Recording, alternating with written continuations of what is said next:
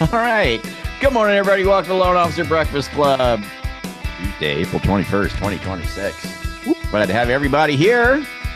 Let's see what this day brings. Shall we, Chris Johnstone? What do you think? Good things? Let's do it. Beautiful day. You're not gonna hit me with another you know what today is that I don't know what today is. No, that was awkward, huh? Yeah, that was weird. Well, I don't know. I just saw it and I brought it up. You know, why not? Do I need to go to incognito mode to Google this? I'm just not sure. Right.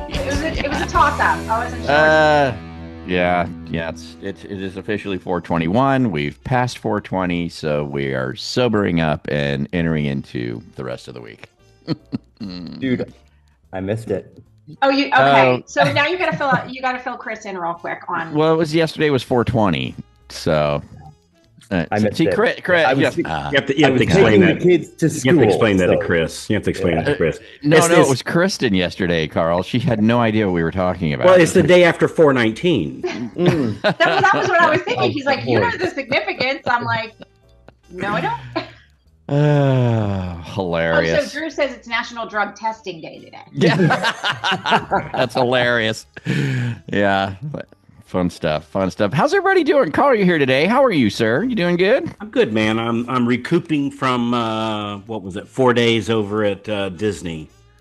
Oh, okay, gotcha. Yeah, so I've got Mickey ears coming out of orifice I didn't know I had. You know. Gotcha. Yeah. So I just booked. This is going to be interesting because we're going to go down just for like a day or two down to Florida, and we're going to do Epcot with my adult. 2 of them are now 21 children. And so I know what they want to do in Epcot. My younger son and I they want to drink around the world. And I'm like, okay, well, my younger I didn't know you do that. See, that's something I don't know. We want to eat around the world. Oh yeah, there's a whole world showcase there with all the different countries, and they have all like the different drinks and beers and different things like that. But have you done that before, Kristen? We've been to Epcot when the kids were little, and so in my head I have the visions of what we're going to do, and I think it's going to be very different with adult children. So it's really cool though. When you going? What time of year? So we are our summer vacation. We're going to St. Louis for a couple days to visit my husband's family, and then we only have like 3 days down at Disney. So it's the end of June, and I know it's going to be hot, but we're going to try to do. We have 1 day, so we're going to try to do a little bit of Hollywood Studios. And a little bit of Epcot. It's putting a lot into 1 day, but that's yeah. Well, that sounds good. There's a little. Remind me later today or next time you get a chance that there's a little sneaky little trick you can do at Epcot. Ooh, okay. That'll decrease the lines almost completely. So I'll tell you about later. Down for whatever is going to help that with that. Because 1 day sounds like a lot to put it in, but whatever, we'll figure it out. Yeah. Did you get your fancy falafels or whatever you get down there in Disney, Carl? Actually, the reason why we went, my oldest daughter did a 10-mile race there. So Disney does this. They call it Run Disney once a year. Oh. And dude, they race for 3 days. And by the way, it's in the morning. The race starts at 5. You have to check in at 4. Wow. And so we got up at 3. And so just on Sunday morning was her race. There was like 12,000 people. You gotta be kidding me. No, and that doesn't count Friday and Saturday. Just Sunday morning was 12,000 people. It was impressive. How'd she do? Was she happy with her run? She was. She ranked. I think it was out of the women. She ranked. I think it was what'd she say? I think she ranked like 823rd out of a little over 9,000. So she was in the. Dang, she was pretty good. She was in the top 10% of for the ladies, and you know she's not 18. You know she's 37. So, yeah. I mean, if I'm running, you better look behind me because somebody's chasing me. I don't know about you. Yeah. Me too, sister. Me too. All right, let's get this day up and running this morning. First of all, Hope Prince. Hi, Hope. How are you? What's going on? Just want to say good morning to Hope. She is my teammate and fix and flip ground up extraordinaire. If you need any help with that, how's it going, Hope? You're a little busy, huh? Oh, I'm a little busy. I'm grateful for it. All the text messages and telephone calls. Good morning, everybody. Yeah, good. Just as a reminder, if you need help with fix and flip, ground up, that kind of a thing, it's a broker portal. She helps you through all that. You can go to flippinghope.com. I love that. Flipping Hope, baby. Flippinghope.com is where you go. We can drop that link into the chat. Let's go ahead and get over to Mr. Rudy. Check the bonds. Check the rates. It's Rudy Deaver's market update. It's Rudy Deaver's, my friend. Rudy, real quick, what's happening, man? What's going on today? Rocking and rolling, man. We got retail sales today. They're coming out at about 8:30, and then we got previous home sales coming out at 10 o'clock today as well. So, cool. So we should see some movement, a little bit of movement in the market. But also too, we have the situation with Iraq. The ceasefire is supposed to end today. So if so if that transpires, and we probably got crazy time, in the market and that kind of stuff. But, the market is on pins and needles, as it were. It is. Yeah. Yes, So, like yesterday, how did it end? Yesterday, how'd we do? Better, worse, and what are you thinking today? Didn't really move that much. Okay. We were down 7 basis points, and so didn't really move too much. I mean, but if something transpires today in regards to the ceasefire, then we probably got some silly business going on. But here's some other good news as well. Kevin LaVassaur is going to get. He'll be on the Hill today, so he's going through his hearings and stuff. So we that's our guy. Who is it? Kevin LaVassaur. Okay. Yeah, the Federal Reserve. You know that body that affects our interest rates and stuff. Yeah, like those guys. Okay. Yeah, they're chatting it up today. They were. You can tell 420 was yesterday. That's for sure. Anyway, but no, but yeah, he's on the Hill today, so we'll see where we land at. So got it. So cool. A lot of my hopes are on that guy, because we can certainly have a different bus driver. There you go. Good stuff. Thanks for the market update, buddy. Appreciate you, Mr. Bill Deavers. Awesome. And now let's get to you know who. It's inspiration. It is Inspirational Quote Tuesday today, guys. Vince Queen's in the room. Mr. Vince Queen. Yeah. One line to light your work day. Turn that wisdom into boom. He'll break it down. Let's spotlight him. Where is he? There Make it real. Make it true. There he is. Look at that handsome devil. Quote Tuesday. Vince Queen's talking to you. Vince Queen. What's happening today, brother? Man, it's still hot, man. It's still hot, man. I don't smoke cigarettes. I'm about to pull out the cigars as if I'm on the golf course, man. Got a quote for us today? Man, I got a good one for you today. I think it'll fit right in. Hopefully to Miss LaVassaur. LaVassaur. Yeah. Maybe it'll fit in right behind her. So here we go. Yeah. So motivation comes and goes, but discipline pays the bills. Discipline is the bridge between goals and accomplishment. Top producers don't feel like it. They do it anyway. Build habits that build your pipeline. That comes from a guy named Jim Rohn. I don't know if you guys remember him. Yeah. That's his philosophy. And you know what? Yeah. It's a good one to follow. And hopefully it ties into what Miss LaVassaur is going to talk about today. So, yeah. What was the first one? The very first piece of it. What was it? It says motivation comes and goes, but discipline pays the bills. I love that. Motivation comes and goes, but discipline pays the bills. Yes, sir. Yes, sir. Good stuff. Yes, sir. Man. So there you go, man. That's what Mr. Jim Rohn says, and I'm going to stick with that.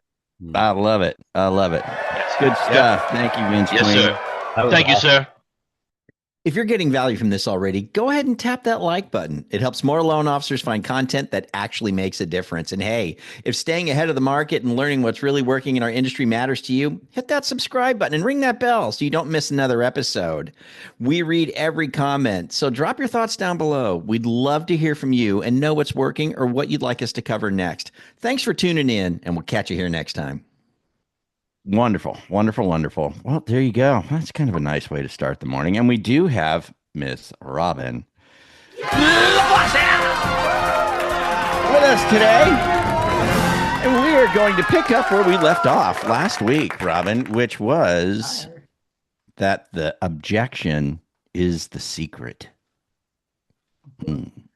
Oh, it really is. I was just thinking, how do we tie that into to Vince's, but the truth is it ties right in because overcoming objections takes discipline than accepting them, right? Accepting an objection, it lacks discipline, right? It lacks patience. And so I want you guys to think right now, like, what are the most common, and maybe even put in the chat, like, what are the most common objections you hear from maybe an agent that you're trying to gain a relationship with, and or a client who is deciding between you and another lender, or maybe even to buy a home at all, right? Do a refinance, do something that you know absolutely makes sense and is in their best interest, and you can't quite get them there, right? Like you can't quite get them there. What are those objections that you're hearing? And side note, just as a takeaway, I love to do this with agents.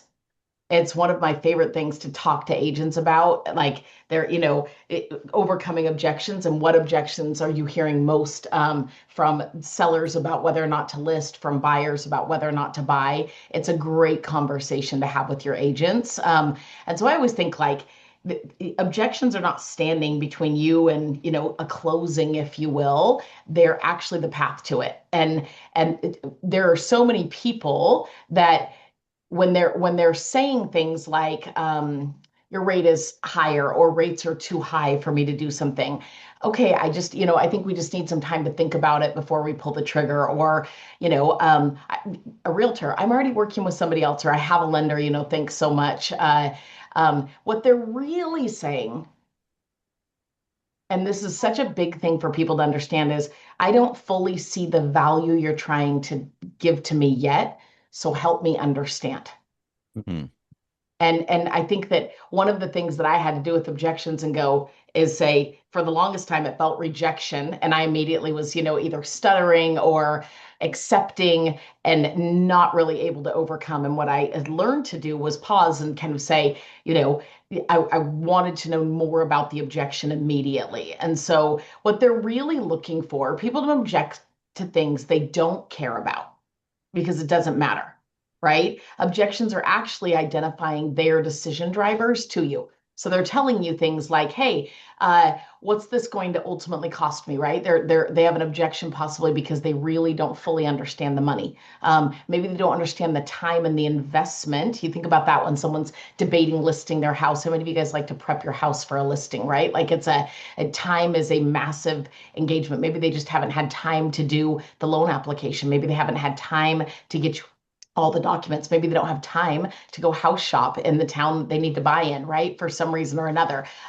It's potentially a decision driver around trust. Can I trust the person and what they're telling me? Are they giving me enough certainty, right? And so when I think, hey, what objection are they giving me and which category is it falling in?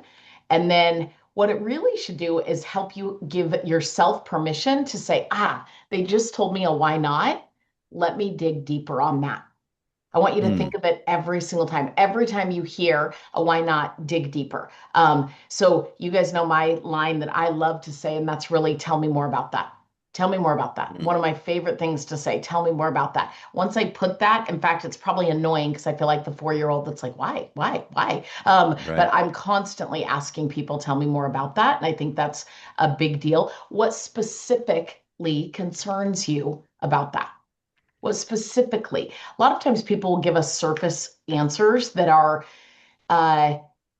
just to not have them even think, like at the time they're in fight or flight mode. And so they'll just immediately reject, right? Because they're just, I don't really have time. How many of you guys have immediately rejected something that in the moment you just don't have time for? It's not what you were thinking about. It's not in the past, right? And so you're just like, I gotta go. This is not what I want to do right now. And so it's okay to dig there.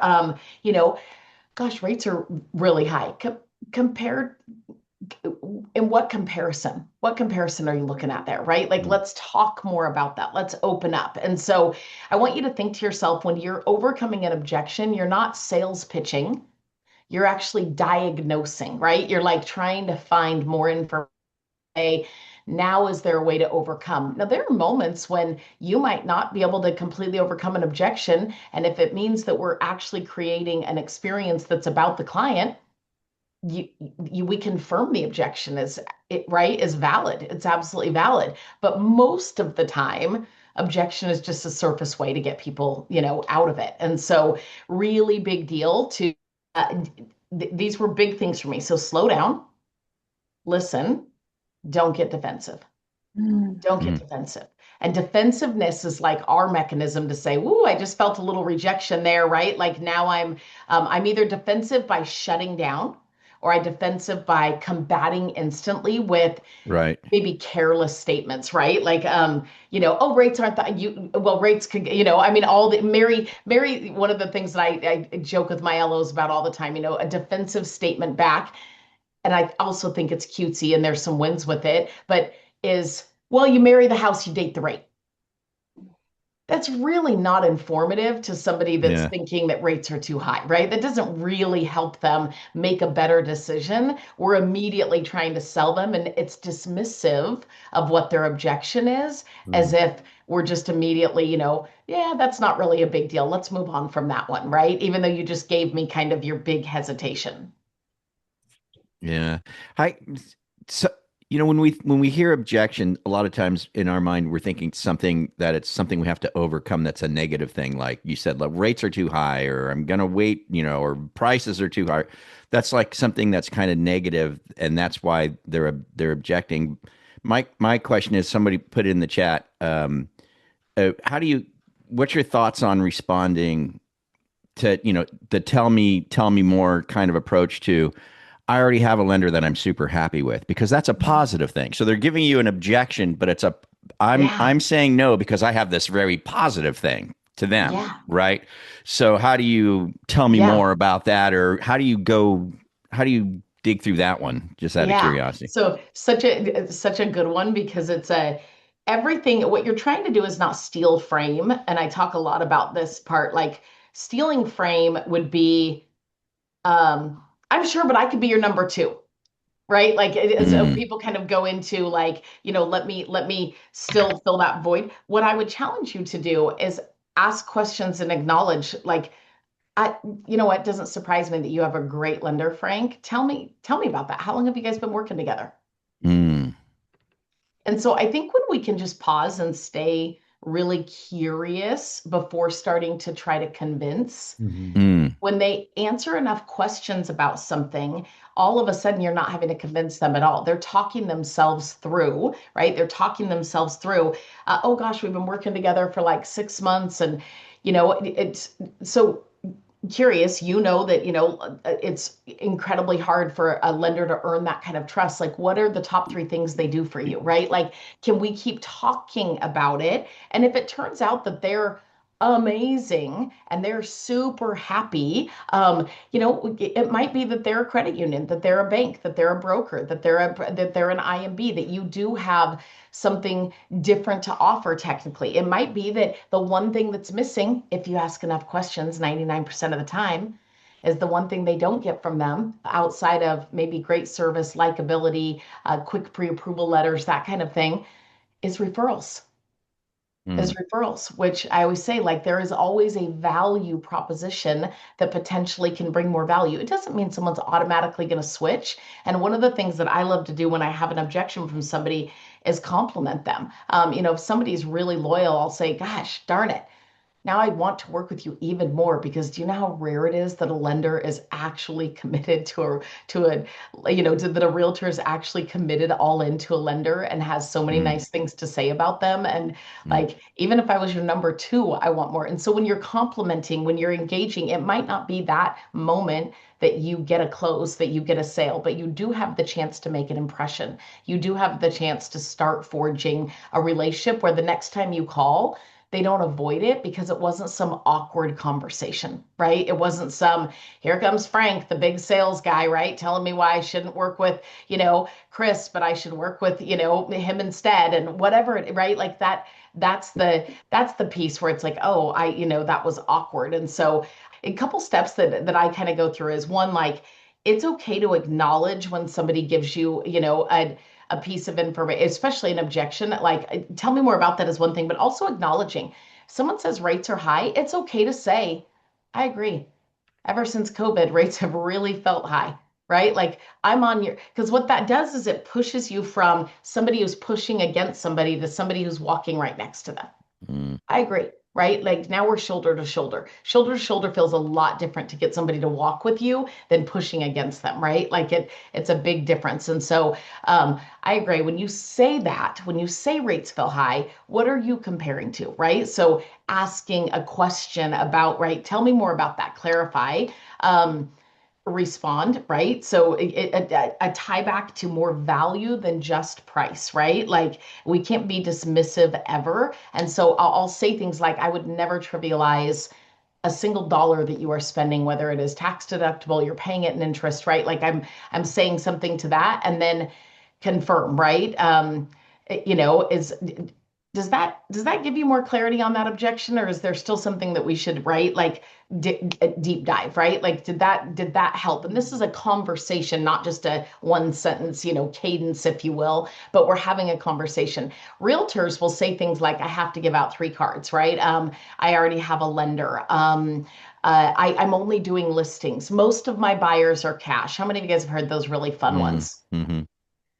And I would just say, what they're really saying is, I'd like to friend zone you and let you down easy, right? What I don't want to say is that I'm not interested in having some, 1 hour lunch or coffee with another lender selling themselves. Hear me, selling themselves to me, right? Like, that's what I'm not interested in. So that moment is your moment to actually change the narrative by not immediately,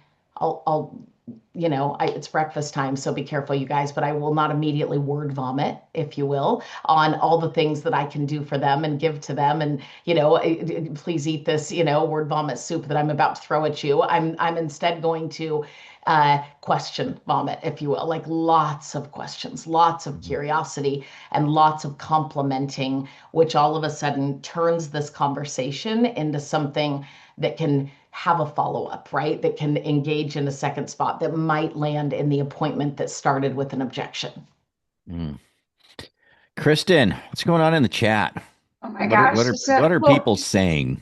First of all, I'm just sitting here thinking, okay, so when we get the objection, I can't be the only one that right here is thinking, okay, go right into handling the objection versus asking another question, right? So like, that's number one, is stop and ask another question for the objection. And I was thinking, like, if I go into a doctor's office and I say my knee hurts, and they go right to, well, here's the pill you're going to take and how often you're going to take it, I'm going to think, well, okay, I probably could have done that myself, right? Like, you're not, but when you go to a doctor's office and they ask you a bunch of different questions about it, like, well, what were you doing when it happened, and how long ago did it start, and kind of dig down deeper. Sometimes they can even diagnose it better, but also you feel heard.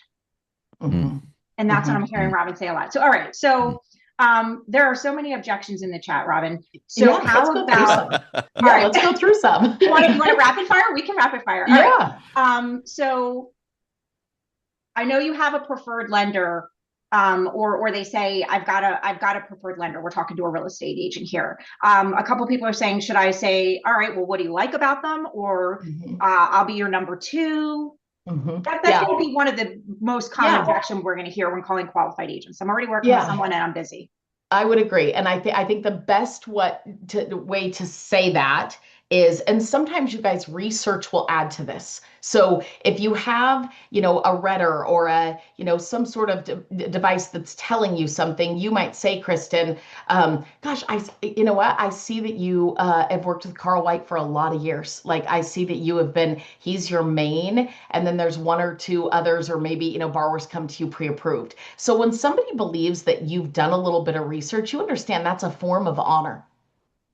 It's a form of I'm not just winging it right this minute. It's saying like, hey, I'm showing you that I'm engaged, truly interested, right? And so you don't have to say, hey, I see you're having a great year. That's probably a more typical way to approach something. Or I know you're a top producer, but to say, I see that, and I see that you've actually, Kristen, used a little bit of, it looks like you've got Frank and Carl maybe as your top two and gone back and forth. How long have you been working with them?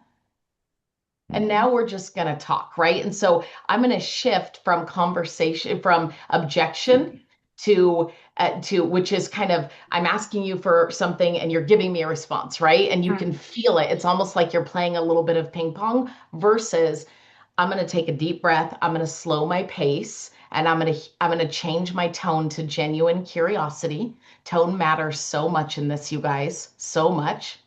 Deep breath, right? I'm going to change my tone versus, when I'm in a defensive tone, do you think I'm slow or fast in my speaking? Fast, right? You're going to go faster. It's just natural I'm going to word vomit. I might say some ums, I might say some ands, I might be, I'd still love to have lunch with you, Kristen. I have this great product, and and all of a sudden I'm in this trying to overcome an objection, if you will, versus pacing and complimenting and showing her I already knew all of that, and I'm still calling you is an okay thing.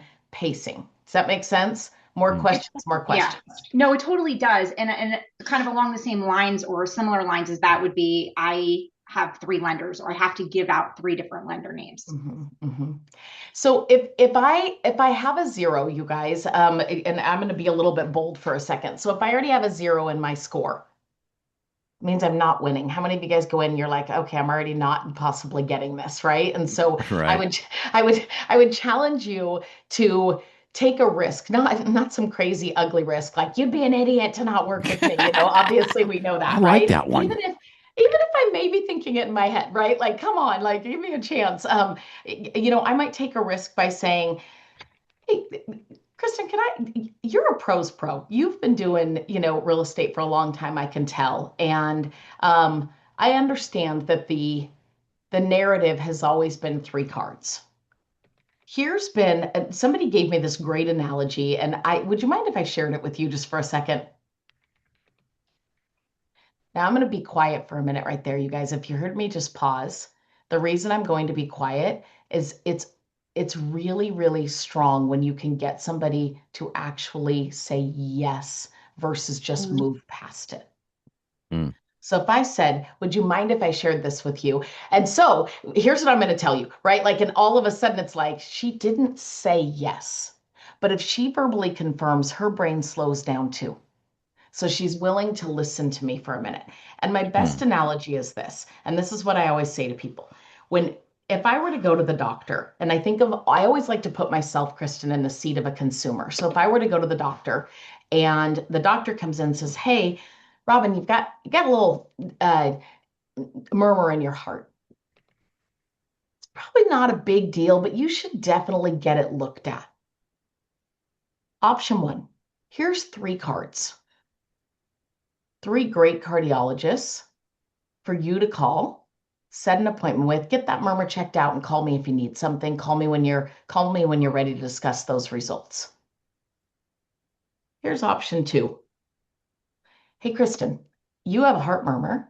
Nothing, it doesn't seem to be major, but I'm going to put you in touch with my best cardiologist. Now, there's a lot here locally, so if you choose somebody else, absolutely understood. But if you're okay with it, I'd like my team to go ahead and send your information over. I'd like to get the cardiologist to reach out to you directly and schedule the appointment, get you guys together. Spend 30, 45 minutes. You're going to absolutely love them. They do a beautiful job. They've taken care of probably 90% of my patients land there. I trust them. And if I were personally getting my heart murmur taken care of, I would be with them. Which do you guys prefer as a consumer? Definitely. Which one has the best, right? It's option 2 for all of us. And I think because there's such a one, there's a professional. 2, how safe do you feel as a client in that moment? Then go into the wild. You don't speak cardiology, but go find one of 3 and good luck to you, right? Like, whoever has the first available appointment, leave your heart with them, right? Like it's such a strange thing to say versus, hey, yes, 3 cards. And so, Kristen, whether that would ever be me, which obviously I'm calling you to hope to get on that list, whether it is 3 or a 1 of 1, I would tell you that I think we both know that consumers prefer it. They prefer to have a professional guiding them, and you're the pro's pro that knows the industry and knows who's going to get their deal done. And I would highly recommend that the 3 cards versus the open window of you can choose who you want. But this is my suggestion. This is who I'd like you to meet with. I think is the biggest win that you could ever give your clients as a pro. I knew we were going to get this. This is so great. I knew we were going to get this in the chat. Jeff saying like, hey, can we get Robyn on a Thursday complete loan officer class to do objection handling for us? Because Ron, would you say like, this is a really good opportunity for you to sit down and think of, okay, here's the common objections that I'm going to get. And let me just write some questions for these common objections so that I'm more prepared. Yeah. With how I want to go. Figure out the questions rather than just the response. Yeah. That's what I'm thinking too. Yeah. 100%. And you kind of have your tops, right? We all could say them right away, right? Like we can rattle them off pretty quickly. And so, yes, 100%. It's a great class handling objections in general, getting more prepared for them. It's a great class for you to do alongside real estate agents as well, right? Like in them understanding the objections they receive from buyers and sellers and helping them with it. It's a great role play to do with yourself all the time. And I don't always nail it.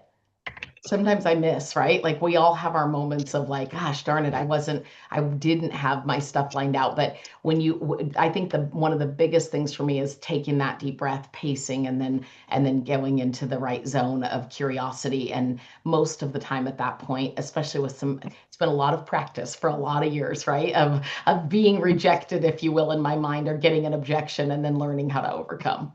One of the biggest things, I've gotten a lot of good stuff from you, Robyn. One of the biggest things I've gotten is what you called the was it recovery rate? Mm-hmm. Yeah, that I think once we understand, like in my case, I get told no 84% of the time. That's a real number. So 84% of the time. That was my number when I first got started. And that's about my number today. And so I really haven't changed that number. I've just changed how big that number is. Yes. Right. But the percentage 84% of 10 versus 84% of 100 or 1,000 or exactly. Yeah. And I think just learning that when somebody they give an objection, I rebuttal them, and then they object, it's like, okay, that's 1 of 84. Yeah. And I don't celebrate those. Some people, talk about celebrating the no, and I get that. I don't think there's anything wrong with that. That's just not mine. I just know I'm looking for my 16%, and if I call 100, I'm going to get 16. Yes. And as long as I understand that number, and recover that when I call realtor, I'm just making up a name here, realtor Ronnie, and he says, hey, dude, go away, take a breath, pick up the phone, call the next one. Mm-hmm. And that's, I think that's one of the best thing. I got a lot of good stuff from you, but understanding that when you get told no, the time between that and the next offer has to be eliminated. Yeah. Yeah. And you did that so brilliantly. And I'll never forget the analogy, Carl, just getting to watch you work in the room and gosh, when were we out there? Was it October? When were we out there last in Clearwater? Needless to say, doesn't matter. I guess February, March, right? Like, and when you said this half of the room, raise your hand and say no, and this little corner half up here, it's right? 60, say yes, yes. 16%. Yeah. And all of a sudden there was, this overwhelming no, and then there was this little yes, and yet the yes still felt like a win, right? Like it was, but it was such a good analogy to have a room full of people and break it up into that 16%. Hey, just as a reminder, if you're enjoying Loan Officer Breakfast Club here on YouTube, you can catch our live shows. The live shows are really cool because there's oftentimes downloads and giveaways. It's really, really fun. To subscribe, you simply go to loanofficerbreakfastclub.com. That's loanofficerbreakfastclub.com. Subscribe and join us on our live shows. They're 8:30 a.m. to 9 a.m. Eastern, Monday through Friday. Hope to see you there. Yeah. Is your biggest thing, I know we're over on time here. Is your biggest thing, hey, I'm not looking to be their lender. I'm looking for a meeting. And Correct. I think sometimes we're looking for the end result, right? Like it's so quickly. I'm looking for a lead. I'm looking for a transaction. I'm looking to be a lender they're instantly in love with. And I think we really do skip the steps. Some people use it as more of a dating analogy, but it's interesting. Like very rarely, and I say very rarely, does it work out where you immediately are, let's be together forever, right? Like let's lock this down on the first phone call. And it's on the general rule of thumb, there is a lot more getting to know each other, right? There's some pursuit, there's some engagement. And so that's really how I look at it. Is it's the first call is simply, and it might even not be a true meeting. It might just be, we warmed each other up. Like that was a good conversation. And by the time, I always prefer like that I'm the one who's actually kind of looking at the clock saying, I have to go at this point. Man, does that mean I've asked enough questions that they're willing to chit chat with me, right? Like, and I might not have gotten the appointment, but I've probably gotten them to answer the phone on round 2. Mm-hmm. Hey, we got a hand up with Greg before we get out of here. What do you got, Greg? I just love this, Robyn, but I have one burning question. Yeah. I think the hardest thing for me is actually just keeping them on the phone. I find like 80% of people don't want to be rude and be told jokes, right? They might say, hey, I've got another lender or whatever it is. It's one thing to slow down and say, tell me more about that. But is there any other advice you have on just keeping them in the conversation for that extra minute to build that 1% more rapport as you go forward? Yeah, I think, I think just asking really great questions, Okay. always being respectful of people's time, if you will. I don't love starting off with, do you have a few minutes? Because what that's really doing is giving someone instantly an That's out, true. right? Like, Yeah. and so I don't love like saying like, hey, can we talk for just a second, type of thing. But I think if you're asking a really good question, um, they're not immediately. So as we start something out and you find that objection, if immediately, Greg, you're like, hey, I'd like to meet, that might be, now I'm automatically in defensive zone, Sure. right? Versus, hey, you might start with what you think their objection might be. If you looked up their numbers, you might say, hey, I was looking at a few things. And first of all, you've had an incredible 2025 and a great start to 2026.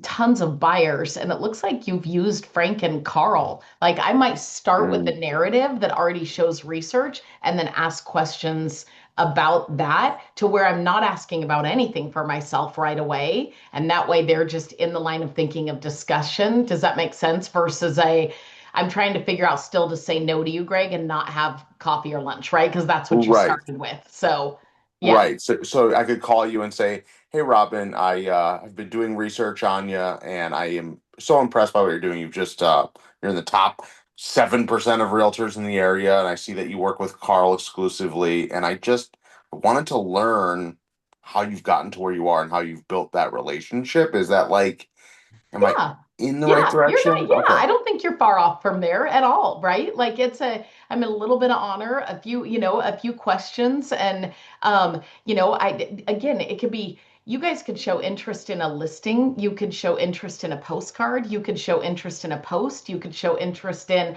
right, who they're using right now, you could show interest in when they got their real estate license versus, how long they've been at the same brokerage. I mean, there's why they made a move recently. I mean, there's a lot of things that we can show interest in, ask a couple questions about. And then the key is the patience part of not of not letting that fizzle out, if you will, having a couple questions ready and then not immediately going in for, well, that's great, I'd love to get together for coffee right after they answer one question. You know, you've got to, otherwise it's just like people can smell the sell, Greg. So I think that you have to know, right? Like, hey, when is the right time for me to, so it feels pretty natural. You guys have met somebody before that it felt so natural that you're like, you know what, we should get together for coffee. And it's a yes on both parts, right? You can feel that, the sign. And I think that's the biggest piece to it. Everyone's going to be a little different, but I would say research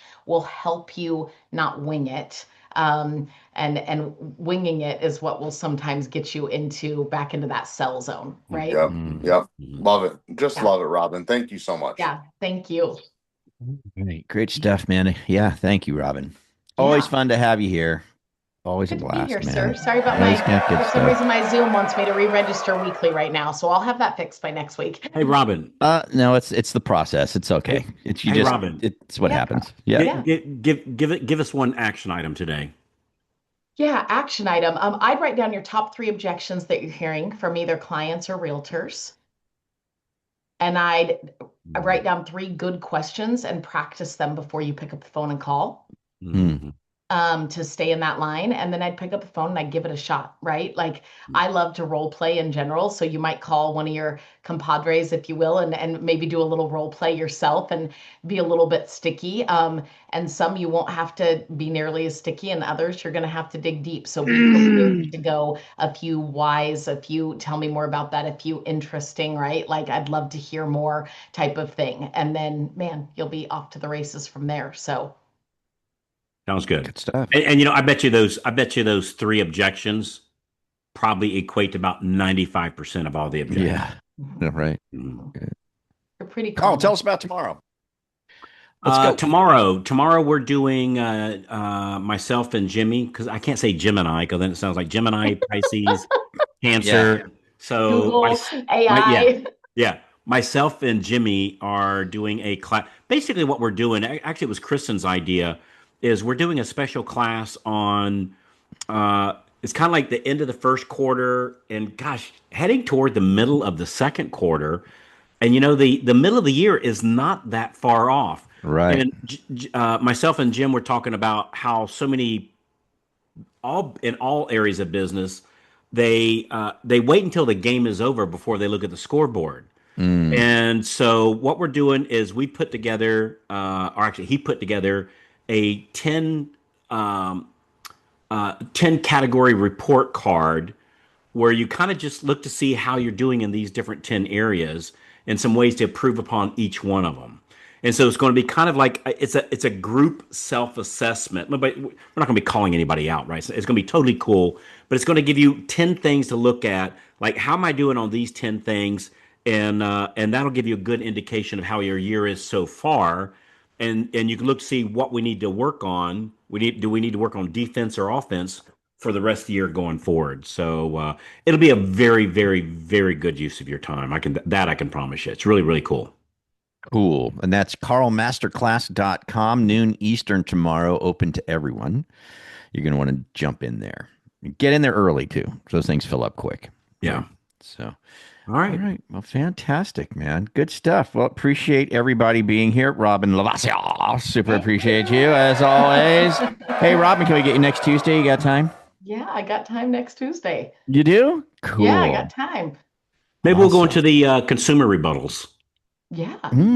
That sosounds good. Yeah. You can do a lot of role play on it. I mean, there's plenty to do. So yeah. Or you could give us that famous shepherd's pie recipe. That would be good too. Well, Robyn. All right. Well, it sounds great. We'd love to see you next Tuesday. Getting into the client rebuttals would be great. That would be terrific. Yeah. Thank you for your time. We really appreciate you. You're wonderful to have on the show. Don't forget tomorrow, guys, carlmasterclass.com, and be here as well on the Breakfast Club, and we'll kick off another wonderful day. It's Flux Capacitor Wednesday tomorrow. So you guys have a great one. We'll catch up with you then. See ya. Adios. Thanks for hanging out with us. We know we're late today. We appreciate it. Have a good day, everybody.